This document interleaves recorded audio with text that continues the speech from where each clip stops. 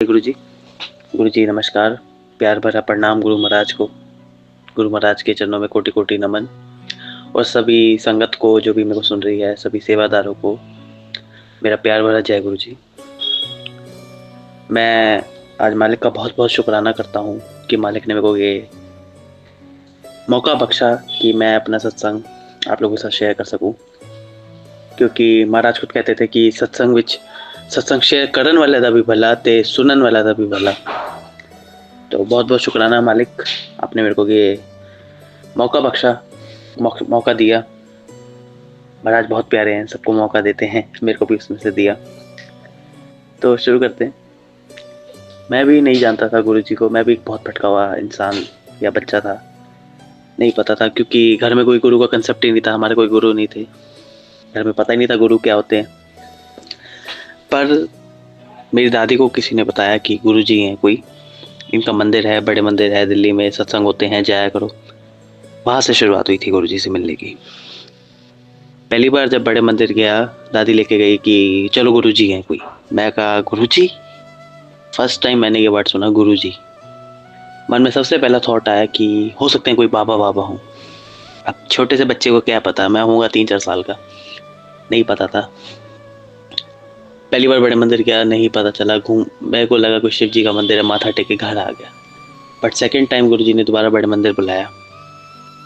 Second time जब बड़े मंदिर गया, एंट्री हुई, वो चेकिंग वाली मशीन में, टू वाली मशीन हुई, उससे चेकिंग हुई, उसको पास किया। सबसे पहला सवाल तो नहीं कहूँगा, पर मन में ना एक तरह से डाउट आया कि ये मैं कहाँ आ गया हूँ।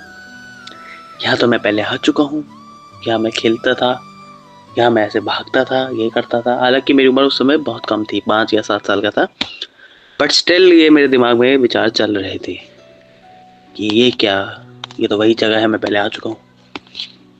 नहीं पता था ना, पहली बार गुरु जी से मिल रहा था। आगे बढ़े, महाराज का नाम तो नहीं लिया, भगवान का नाम लेते हुए राम राम राम करते करते आगे बढ़े।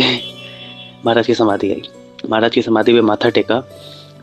तो सबसे पहला एक क्वेश्चन फिर आ गया मन में। हम ह्यूमन से, हमारे मन में सवाल आते रहते, क्योंकि इंसान तो कम ही आएगा सवाल करन दा। तो मैंने कहा समाधि में गुरु जी क्या कर रहे हैं, गुरु जी तो अंदर बैठे होंगे ना, तो समाधि यहाँ क्या कर दी है। सबसे पहले क्वेश्चन गुरु जी रिगार्डिंग ही आया, बट इग्नोर करके आगे बढ़ा। मंदिर, हम मेन हॉल पहुँचे। मेन हॉल में मैं पीछे पीछे होके बैठ गया था, क्योंकि डर लग रहा था। फर्स्ट टाइम आया था, डर लग रहा था थोड़ा सा कि कौन होगा सामने, कौन गुरु जी हैं, क्या हैं, बहुत डर लग रहा था। आई एम वेरी अफ्रेड कि क्या होगा आगे। मुझे लगा कोई हवन होगा, पाठ पूजा होगी, पता नहीं क्या क्या, इधर उधर के ख्यालों में मैं बैठा हुआ था। चाय प्रसाद आया, नहीं पता था कि ये सिर्फ चाय नहीं है, ये अमृत है, नहीं पता था। तब प्रसाद का कंसेप्ट ही नहीं पता था कि प्रसाद क्या होता है। मैंने नहीं पिया चाय प्रसाद, मैं कहा मैं को लेके रख लिया, बट नहीं पिया। तभी बैठा हुआ था अपने विचारों में, एक सेवादार भाग के मेरी तरफ से आते हैं, कहते अंकल। मैं कहा हाँ जी। कहते आप ना आगे आके बैठ जाओ गुरु जी के आसन के पास। ये एक्चुअली संगत जी तब की बात है जब कोविड नहीं था, संगत कम थी, वी कैन गो नियर गुरु जी आसन। तो मैं आसन के पास बैठ गया डरते डरते। पहले तो मैं मना कर रहा था कि नहीं अंकल, मैं नया हूँ, मेरे को नहीं पता क्या करना है, कैसे करना है। कहते नहीं, आप बैठो, आपको गुरुजी ने बोला है, ऐसे उन्होंने बोला मेरे को। मैं कहा गुरुजी ने बोला ना हो। अब और डरने लगा, अब बहुत ज़्यादा डर लग रहा था। दिमाग में अलग अलग विचार आ रहे थे, धड़कनें तेज हो रही थी कि कौन गुरुजी हैं ये, और इन्होंने मेरे को ही आगे क्यों बुलाया, इतने सारे लोग हैं यहाँ तो। पर मैं डरते डरते बैठ गया। मैं महाराज के गद्दी के थोड़ा सा पास ही बैठा था। अब जो वहाँ हुआ ना संगत जी, वहाँ से मेरी लाइफ में गुरुजी ने ग्रैंड एंट्री ली, जिसे कहते हैं ना। एंट्री तो महाराज पहले ही ले चुके थे जब मेरा जन्म हुआ था। ग्रैंड एंट्री गुरुजी ने कैसे ली, उस कमरे से महाराज की मैनिफेस्टेशन जैसे कहते हैं, या एक्चुअली मेरा जन्म गुरु महाराज के जाने के बाद, यानी 2007 में महाराज ने महासमाधि ली, मेरा जन्म 2008 के बाद है। तो मेरे को नहीं पता था कि क्या चल रहा है। तो मैं बैठा, संगत चल रही थी, संगत के बीच में ही एक कमरे से, महाराज का जहाँ कमरा है उस कमरे से एक हैंडसम सा आदमी वाइट चोले में आता है और आके अपनी गद्दी पे बैठ जाता है। मेरे को नहीं पता था ये क्या हो रहा है। गुरुजी अपनी गद्दी पे बैठे, कहते की नाम है तेरा? मैं कहा गुरुजी मेरा नाम काव्य। अच्छा आ जाया कर, पहले भी तो आंदा सी, हुन तेरी एडमिशन दोबारा हो गई, री एडमिशन हो गई तेरी। नहीं समझ आया। मैं कहा री एडमिशन ये क्या होता है? जो स्कूल्स में होता है, मेरे घर वाले मेरे को यहाँ पढ़ाएंगे। खैर ये एडमिशन री एडमिशन को समझ नहीं आया, मैं घर आ गया अपने। नहीं पता था कि री एडमिशन का मतलब क्या होता है। इस री एडमिशन का मतलब जानने के लिए मैं सोचा कि लेट्स स्टार्ट फॉलोइंग हिम, पता चल जाएगा अपने आप ही। धीरे धीरे जुड़ता गया महाराज के चरणों के साथ, महाराज के सत्संगों में जाना शुरू किया। डुगरी गया, एम्पायर स्टेट गया।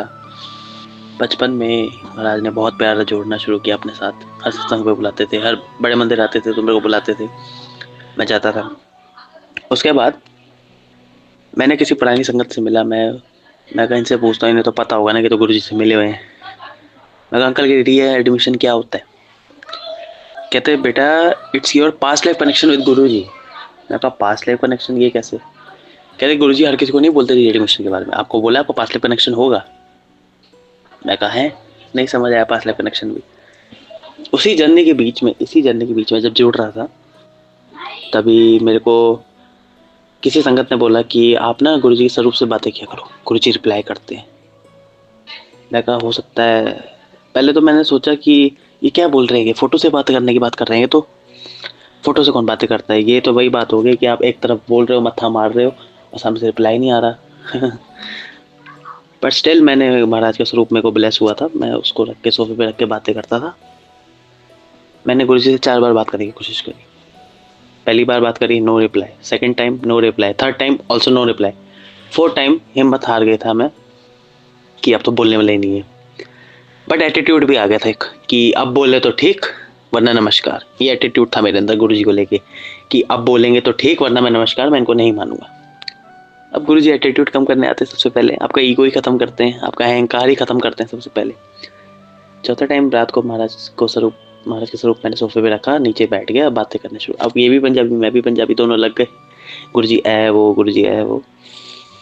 बट एट फोर्थ टाइम मेरे घर की बहुत तेज बैल बाजी, टिंग टोंग टिंग टोंग टिंग टोंग। दरवाजा खोला। अब संगत को पता है कि गुरु महाराज जब भी किसी संगत के घर जाते हैं या कैजुअली कहीं जाते हैं तो अपने वो कैजुअल्स में जाते हैं, शर्ट पैंट में जाते हैं, बहुत स्टाइलिश बन के। महाराज इज वेरी स्टाइलिश, मैं ये बोलूँगा, है very handsome and very stylish. तो मैंने दरवाज़ा खोला, मैंने देखा इतना प्यारा आदमी एक इतनी प्यारी शर्ट पैंट डाल के मेरे घर के सामने खड़ा है, घर की चौखट पे खड़ा है। मैं कहा कि तो वही है जिनको मैंने अभी वहाँ बड़े मंदिर में देखा था। ये चल ही रहे थे विचार। ही इमीडिएटली सेड कि क्यों है बड़ा परेशान कितना होया मैनू, बुलांदा रहता है मैनू, गल करनी मेरे नाल, चला बह मेरे नाल गल कर। आए घर पे आए, सोफे पे बैठ गए, मैं नीचे बैठा था, चरणों के पास ही बैठा था।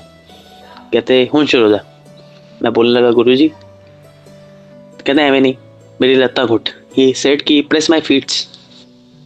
मैं डर गया, मैं अंदर सोने चला गया डरते डरते। एंड गुरुजी हंसते हुए बोले कि बड़ा कमला आएगा, पहले बुलांदा है ते हुन गल नहीं करदा। तब गुरुजी भी अपना चले गए, मैं भी अपना आ गया। 5वें दिन मैं उठा, मैं कहा ये क्या हो गया यार, ये तो कोई जादू टोना हो गया मेरे पे कि जिसको मैंने देखा था वो घर भी आ गया। मैं कहा आज भी बुलाऊंगा, आज भी ऐसा बोलूंगा कि गुरुजी आओ, अगर आए तो ठीक, और ना मैं इनको छूऊंगा, आई विल टच हिम। पता चल जाएगा सपना है या झूठ है, जो भी है। क्योंकि संगत जी अगर देखो, अगर वो सपना होता तो शायद मैं उन्हें छू ना पाता, अगर छूता तो वो सपना टूट जाता।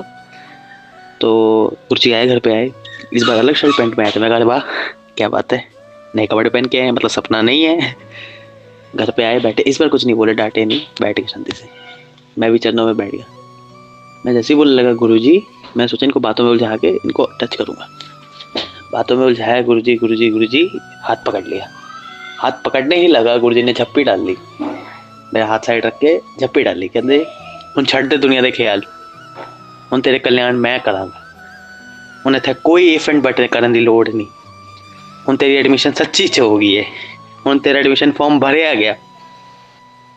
वो दिन और आज का दिन है। महाराज ने कभी साथ नहीं छोड़ा संगत जी। 17 साल हो गया, 17-18 साल का हूँ मैं, महाराज ने कभी नहीं छोड़ा। एक जैसे एक बाप अपने बेटे को बड़ा करता है, महाराज ने मेरे को बिल्कुल वैसे बड़ा किया है। वो सब सिखाया है जो एक बाप अपने बेटे को सिखाता है। उसको बड़ा करता है, उसको संस्कार देता है, उसको प्यार करता है। ऐसे ही महाराज ने मेरे को बहुत बड़ा करा है। आज जो कुछ भी हूँ, बोल रहा हूँ, सत्संग शेयर कर रहा हूँ, इतना प्यार मिलता है गुरु परिवार से। आप जैसी संगत से प्यार मिलता है, सेवादारों से प्यार मिलता है, गुरु परिवार से प्यार मिलता है। All because of him. मैं तो कुछ भी नहीं था, महाराज ने बहुत कुछ कर दिया मुझे। एक भटके हुए लड़के को, जिसको भगवान का मतलब नहीं पता था ना, उसको गुरु जी ने सिखाया कि भगवान बहुत प्यारा होता है, बस उन्हें प्यार करे। गुरु जी ने मेरे को ये भी सिखाया कि गुरु ਨੂੰ कदे भी प्यार किया जा सकता है, चाहे वो फिजिकल हो या ना हो। और महाराज आज भी, महाराज का कहीं सत्संग होता है, मैं जाता हूँ, बड़े मंदिर जाता हूँ, एम्पायर स्टेट जाता हूँ। महाराज का वेलकम बैंड आप सबने सुना होगा, उसमें मेरे को महाराज के कदमों की आहट बहुत बारीकी से सुनाई देती है। महाराज गद्दी पे विराजमान होते हुए मेरे को फिजिकल फॉर्म में, I can see him, touch him, feel him. और अब मैं अपना एक और बताता हूँ।